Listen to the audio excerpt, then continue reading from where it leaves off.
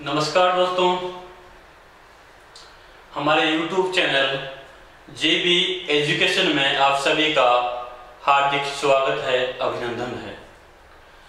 Last day में हमने class ली थी, मैंने आपको पढ़ाया था कला और संस्कृति में चित्तौड़गढ़ दुर्ग के बारे में।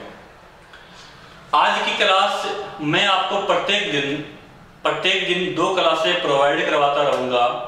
एक क्लास होगी आपकी इतिहास की और एक होगी कल्चर की। इसके अलावा बाकी टीचर आपको जो है क्लासें प्रोवाइड करवाते रहेंगे समय समय पर। हम इस क्लास में जो बात करने जा रहे हैं वो है राजस्थान के इतिहास की, और इसमें हम बात कर रहे हैं सभ्यताओं की। सभ्यताओं में देखते हैं कि काल या समय के आधार पर सभ्यताओं को हम बांट सकते हैं, सभ्यताओं का हम अध्ययन कर सकते हैं। इनमें देखना आप कालक्रम के अनुसार हम बात कर रहे हैं सर्वप्रथम प्राग ऐतिहासिक काल की। कौन से काल की बात कर रहे हैं? प्राग ऐतिहासिक काल की या प्राग ऐतिहासिक युग की हम बात कर रहे हैं। प्राग ऐतिहासिक काल की बात करें तो इस काल में लिखित साक्ष्य नहीं मिलते हैं, लिखित साक्ष्य नहीं मिलते हैं। यानी प्राग ऐतिहासिक काल में लिखित साक्ष्य नहीं मिले हैं। प्राग ऐतिहासिक काल कौन सा होगा?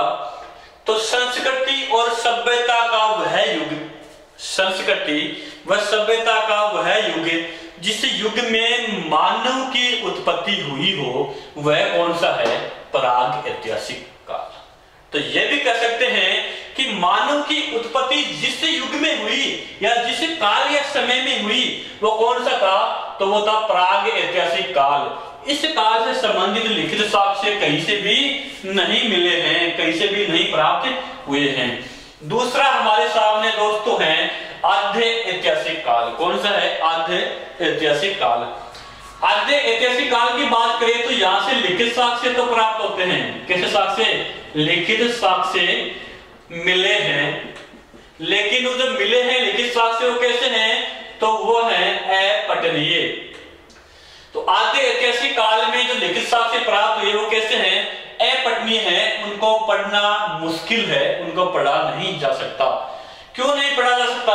क्योंकि यहाँ पर जो लिखित साक्ष्य मिले उनकी जो लिपि है वो कैसी है? उनकी लिपि है सर्पिलाकार लिपि। कैसी लिपि है? सर्पिलाकार लिपि है। इसी को कहते हैं पुष्टोफिदल लिपि, पुष्टोफिदल, या इसी को कहते हैं गोमूत्र लिपि। कौन सी लिपि कहते हैं? गोमूत्र लिपि। ठीक है। तो आद्य ऐतिहासिक काल में लिखित साक्ष्य तो प्राप्त हुए हैं, लेकिन जो लिखित साक्ष्य प्राप्त हुए वो अपठनीय है, और इनकी जो लिपि है वो सर्पिलाकार लिपि है, जिसको पुष्टोफिदल लिपि या गोमूत्र लिपि भी इसको कहते हैं। साथ साथ आप नोट डाउन करते जाइए, लिखते जाइए। इसी में आप ध्यान देना, सर्पिलाकार लिपि कैसे? इसको लिखा गया है बाएं से दाएं, बाएं से दाएं तथा दाएं से बाएं, यानी इसको ऐसे लिखा गया है सर्पिलाकार आकृति में, बाएं से दाएं और फिर दाएं से वापस बाएं। तो इस स्थिति में इसको पढ़ना बड़ा मुश्किल है। इसलिए आद्य ऐतिहासिक काल में लिखित साक्ष्य तो मिले हैं, लेकिन जो मिले हैं वो कैसे हैं? अपठनीय हैं। कैसे हैं दोस्तों? अपठनीय हैं। इसका आप स्क्रीनशॉट ले लो।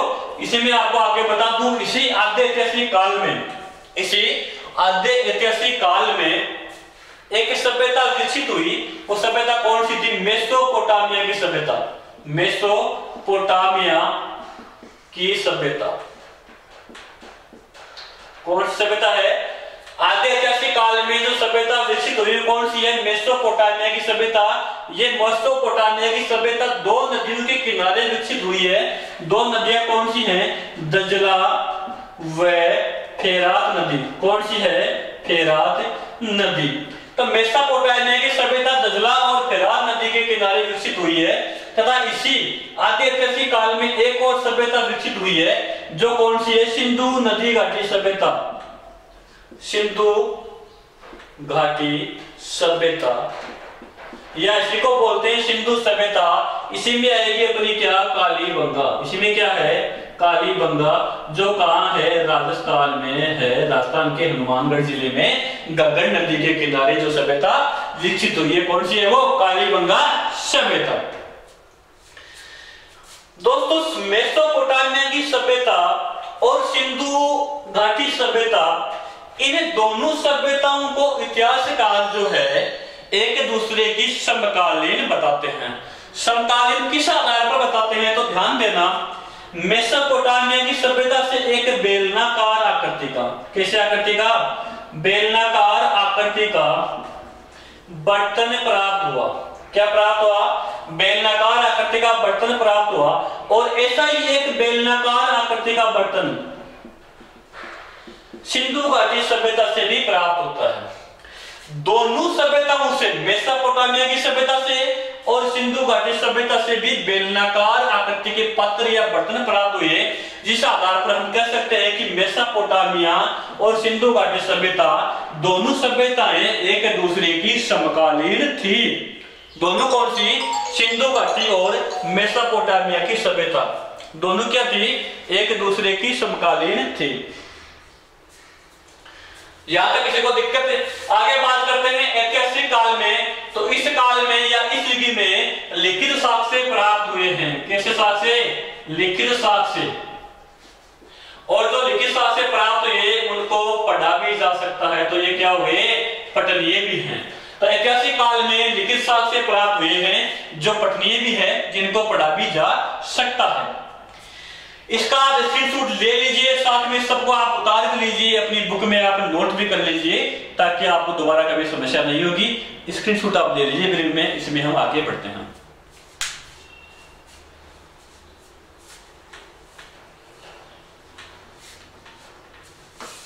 आगे बात करते हैं अपनी सभ्यता कालीबंगा सभ्यता की। किसकी, कालीबंगा सभ्यता की, जो राजस्थान के हनुमानगढ़ जिले में घग्गर नदी के किनारे विकसित हुई है।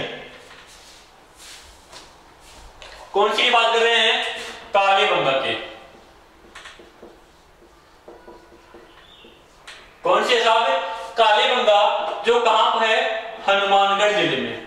कहां विकसित हुई, हनुमानगढ़ कहां पड़ता है, राजस्थान में है। कहां है हनुमानगढ़, राजस्थान में है। अगर पूछ ले कौन सी नदी के किनारे, कौन सी नदी के किनारे, तो नदी कौन सी होगी आपकी, घग्गर। वर्तमान में क्या नाम है नदी का, घग्गर। इसी का पूर्व में नाम था सरस्वती और इसी का नाम था द्वेषवती, द्वेषवती। इसी का नाम है नट नदी और इसी को कहते हैं मर्त नदी। ठीक है, तो कालीबंगा सभ्यता हनुमानगढ़ जिले में जिस नदी के किनारे या जिस नदी के पास विकसित हुई वह नदी कौन सी है, तो घग्गर, इसी को कहते हैं सरस्वती, द्वेषवती, नट नदी और मर्त नदी। ठीक है, जिसका वर्तमान में नाम क्या है, घग्गर नदी। यह आपकी नदी है कौन सी, घग्गर। कौन सी नदी है, घग्गर नदी है। यह आपका है साहब हनुमानगढ़ जिला मुख्यालय। क्या है, हनुमानगढ़, हनुमानगढ़ जिला मुख्यालय। इस हनुमानगढ़ जिला मुख्यालय से करीब 25 किलोमीटर दूर, करीब 25 किलोमीटर की दूरी के ऊपर जो सभ्यता विकसित हुई वह कौन सी है, तो वो होगी कालीबंगा सभ्यता। कालीबंगा सभ्यता घग्गर नदी के बाईने किनारे के ऊपर या बाएं किनारे के ऊपर विकसित हुई है। कौन से किनारे के ऊपर है, बाएं किनारे के ऊपर विकसित हुई है कौन सी सभ्यता, तो कालीबंगा सभ्यता। ठीक है, तो घग्गर नदी जो हनुमानगढ़ जिले में बहती है, हनुमानगढ़ जिला मुख्यालय से करीब 25 किलोमीटर की दूरी के ऊपर घग्गर नदी के बाएं किनारे के ऊपर कालीबंगा सभ्यता विकसित हुई है। कालीबंगा का शाब्दिक अर्थ क्या होता है, कालीबंगा का शाब्दिक अर्थ, किसका शाब्दिक अर्थ है, कालीबंगा का, कालीबंगा का शाब्दिक अर्थ। देखना दोस्तों, पंजाबी भाषा में या पंजाब में चूड़ियों को कहते हैं बंगन। क्या कहते हैं, बंगन।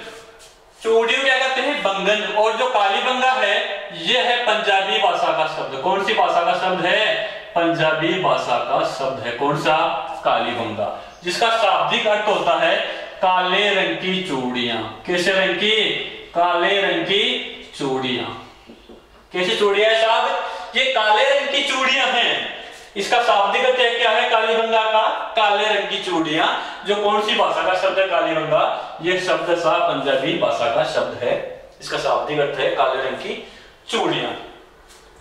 आगे बात करते हैं कि कालीबंगा की सर्वप्रथम जानकारी कौन देता है। तो सर्वप्रथम जो जानकारी देता है वो कौन है? सर्वप्रथम जानकारी कौन देता है? तो वो देते हैं आपके Luis P Tessitori. Luis P Tessitori Kalibanga सभ्यता की सर्वप्रथम जानकारी देते हैं। कौन देते हैं? Luis P Tessitori. यहां देखना है लुईस पी टेसीटोरी के बारे में थोड़ा पढ़ लेते हैं पहले। लुईस पी टेसीटोरी का जन्म होता है 1887 ईस्वी में। कब होता है? 1887 ईस्वी में। कहां होता है? तो इनका जन्म होता है इटली के उदिने कस्बे में। ये कहां के रहने वाले थे? इटली के उदिने कस्बे के रहने वाले थे। कौन है? Luis P Tessitori. Luis P Tessitori जो है वर्ष 1900 में, कब? वर्ष 1900 ईस्वी में भारत में आते हैं। कहां आते हैं? भारत में आते हैं। और ये भारत में बीकानेर के महाराजा गंगा सिंह, कौन है? बीकानेर के शासक गंगा सिंह के दरबार में आए। किसके दरबार में आए? बीकानेर के महाराजा राव गंगा सिंह के दरबार में आए। और गंगा सिंह ने इनको एक काम सौंपा। और काम कौन सा सौंपा? कि भाई आप जो है वो चारण साहित्य लिखोगे। क्या लिखोगे? चारण साहित्य की आप रचना करोगे। ये काम कौन सौंपते हैं? गंगा सिंह सौंपते हैं। किसको? एलपी टेसीटोरी को। ठीक है। बीकानेर में जो संग्रहालय है, कौन सा संग्रहालय है? गंगा गोल्डन जुबली संग्रहालय। कौन सा है?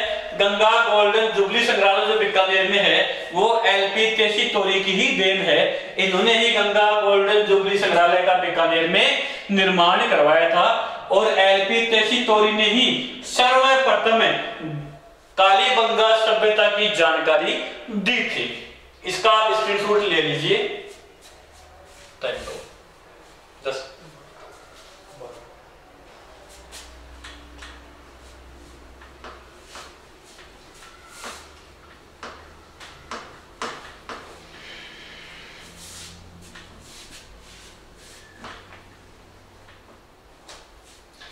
हम बात करते हैं कालीबंगा सभ्यता की खोजकर्ता कौन थे, या सर्वप्रथम इसकी खोज किसने की। तो कालीबंगा सभ्यता के खोजकर्ता जो थे वो थे अमलानंद घोष। कौन थे साथियों? अमलानंद घोष। इन्होंने कालीबंगा सभ्यता की खोज की 1952 ईस्वी में। तब की 1952 ईस्वी में कालीबंगा सभ्यता की खोज की। इन्हीं को कहते हैं ए घोष। क्या कहते हैं? ए घोष भी इन्हीं को कहते हैं। अमलानंद घोष को क्या कहते हैं? ए घोष कहते हैं। कालीबंगा सभ्यता का जो उत्खनन है, क्या है? उत्खनन करता। या यूं कहें कि कालीबंगा सभ्यता की विस्तृत खोजकर्ता कौन थे? तो वो थे आपके दो लोग। कौन थे? दो लोग थे, जिनमें एक का नाम है आपका बरजवासी लाल। बरजवासी लाल, इन्हीं को कहते हैं बी लाल। क्या कहते हैं? बी लाल। और दूसरे हैं आपके बालकृष्ण थापर। कौन है? बालकृष्ण थापर, जिनको कहते हैं बी के थापर। इन दोनों ने कालीबंगा सभ्यता की जो है उत्खनन का कार्य किया। और जो उत्खनन का कार्य करते हैं वो करते हैं 1961 ईस्वी से 1969 ईस्वी तक। तो कालीबंगा सभ्यता का जो उत्खनन है वो कब से कब तक हुआ? 1961 ईस्वी से 1969 ईस्वी तक कालीबंगा सभ्यता का उत्खनन का कार्य किन्होंने किया? बर्जवासी लाल और बालकृष्ण थापर के नेतृत्व में क्या होता है? कालीबंगा सभ्यता का उत्खनन होता है। ठीक है, यहां तक कोई डाउट नहीं है। आगे हम बात करते हैं कालीबंगा सभ्यता के जो महत्वपूर्ण तथ्य हैं और कालीबंगा का जो कालक्रम है उसकी हम बात करते हैं। देखना चाहते हो कालीबंगा जो सभ्यता है इसके हम कालक्रम की बात करें तो कालीबंगा सभ्यता का कालक्रम है काल, या इसी को कह दो आप समय। क्या कह सकते हैं? समय। तो कालीबंगा सभ्यता का समय या काल कौन सा था? तो हम बताते हैं कार्बन शी पद्धति के अनुसार। शी पद्धति के अनुसार तो कार्बन सी पद्धति के अनुसार कालीबंगा सभ्यता का समय या जो काल निर्धारण है वो है आपका 2350 ईसा पूर्व से 1750 ईसा पूर्व तक। कौन सा कालक्रम है? 2350 ईसा पूर्व से 1750 ईसा पूर्व तक किसका कालक्रम निर्धारण किया गया है? कालीबंगा का समय है। क्या है कालीबंगा का समय? 2350 ईसा पूर्व से 1750 ईसा पूर्व है। किसके अनुसार है? कार्बन सी पद्धति के अनुसार। यहां तक कोई समस्या नहीं है। अब हम बात करते हैं कालीबंगा सभ्यता के महत्वपूर्ण तथ्यों की। कालीबंगा सभ्यता के महत्वपूर्ण तथ्यों की अब हम बात करेंगे। इसका आप स्क्रीनशॉट ले लीजिए।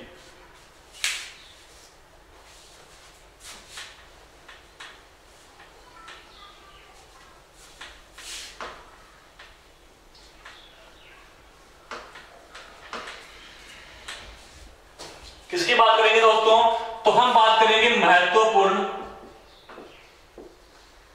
तथ्य। किसके महत्वपूर्ण तथ्य? तो कालीबंगा सभ्यता के महत्वपूर्ण तथ्य। पहले तथ्य तो आपका यह है कि कालीबंगा जो सभ्यता है यह कांस्य युगीन सभ्यता है। कौन सी सभ्यता है? कांस्य युगीन सभ्यता है। कालीबंगा कैसी सभ्यता है? तो कालीबंगा कांस्य युगीन सभ्यता है। इसका भी आप ध्यान रखना।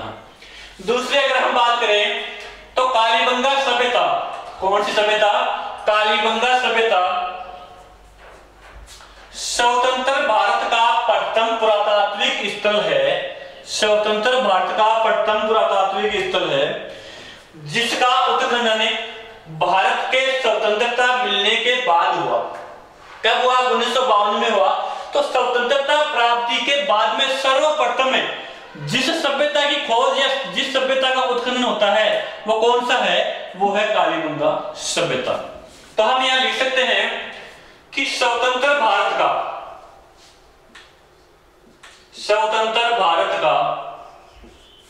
प्रथम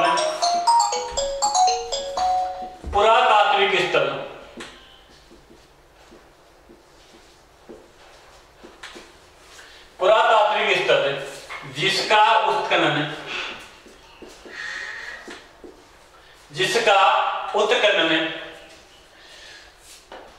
स्वतंत्रता के बाद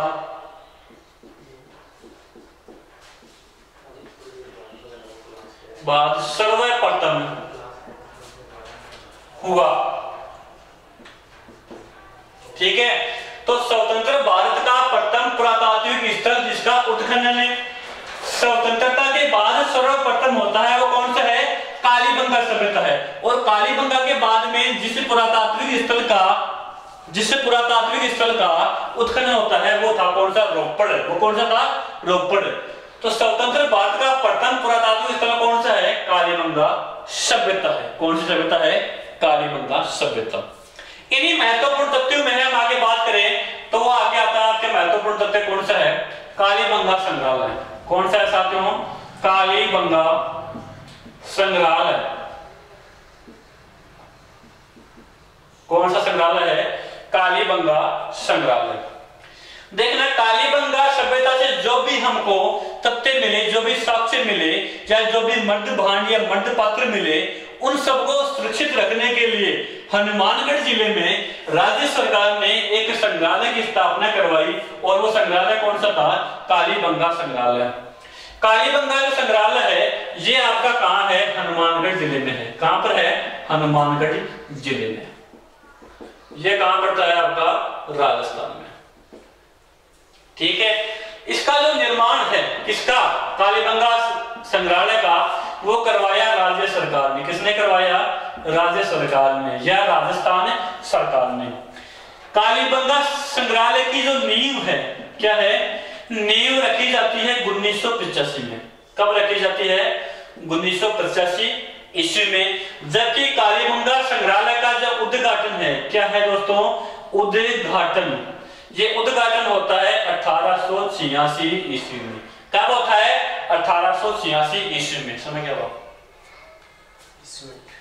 ठीक है, तो कालीबंगा संग्रहालय हनुमानगढ़ जिले में है, जिसका निर्माण करवाया राज्य सरकार ने और इसकी नींव रखी थी 1885 ईस्वी में और जिसका उद्घाटन कब हुआ था? 1886 ईस्वी में कालीबंगा संग्रहालय का उद्घाटन हुआ था। इसका निर्माण क्यों करवाया? कालीबंगा सभ्यता से जो भी साक्ष्य प्राप्त हुए उन साक्ष्यों को सुरक्षित रखने के लिए कालीबंगा संग्रहालय का हनुमानगढ़ जिले में निर्माण करवाया गया। कालीबंगा सभ्यता के बारे में जो भी आज हमने महत्वपूर्ण तथ्य पढ़े, खोजकर्ता पढ़े, उत्खननकर्ता पढ़े, महत्वपूर्ण जो जानकारियां पढ़ी, उनको आपको अपनी बुक्स में नोट डाउन करना है। बाकी हम कालीबंगा के बारे में चर्चा करेंगे अपनी अगली क्लास में। कल हम इसके बारे में बात करेंगे। आपको भूलना नहीं है, आज हमने महत्वपूर्ण तथ्य कर लिए हैं। कल हम पढ़ेंगे कालीबंगा सभ्यता की विशेषताएं। कल क्या पढ़ेंगे? कालीबंगा सभ्यता की प्रमुख विशेषताएं। वीडियो देखते समय ध्यान रखें, आपसे विनती है हमारे YouTube चैनल जीबी एजुकेशन को आप लाइक करें, सब्सक्राइब करें और शेयर करें। कोई भी आपको समस्या हो तो प्लीज आप कमेंट में अपनी समस्या लिखें। अगली क्लास में आपकी समस्या का सॉल्यूशन आप तक जरूर पहुंच जाएगा। धन्यवाद, आभार।